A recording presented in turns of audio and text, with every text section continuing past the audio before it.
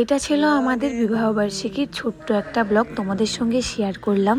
আর আমাদের বিয়ের 5 বছর পূর্ণ হলো, তো এবছর শুধু কেক কেটে সেলিব্রেশন করলাম। আর তার মধ্যে ছিল না কারেন্ট 14 বার যাচ্ছিল আর আসতেছে, মানে এরকমই ছিল, দেখতেই পাচ্ছ ঘরটা অন্ধকার। আর এদিকে আমার বর মানে সব কিছু রেডি করছিল, আমার কোনো মুডেই ছিল না এবছর কেক কাটার। তো এদিকে ডেকোরেশন কমপ্লিট, কেমন হয়েছে অবশ্যই কমেন্ট করে জানিও। তো এবছর সিম্পল ছোট্ট করে আর কি করছি। তো এখন আমি একটু রেডি হব, মানে আমার কোনো ইচ্ছে ছিল না শাড়ি ঠাড়ি পরার, তো মা বলছে শাড়ি পরো। তো এদিকে দেখতেই পাচ্ছ আমি রেডি হয়ে পড়েছি।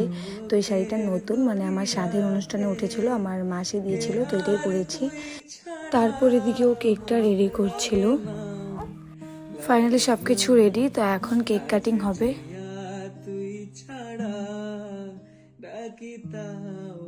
সাজনা চায় হৃদয় তোর সারা, ছুঁয়ে দিলে মন বিনা বেজে ওঠেছে, দেবী জি শুধু যেন আঁকি না বেজে, জানি না কিভাবে তোকে বলিয়ে আমি কত রাগি থেকে যাবে ওই দিন, আমি মরমি এমন জানে না এখন কেন সে এদিকে আমাদের কেক কাটা কমপ্লিট।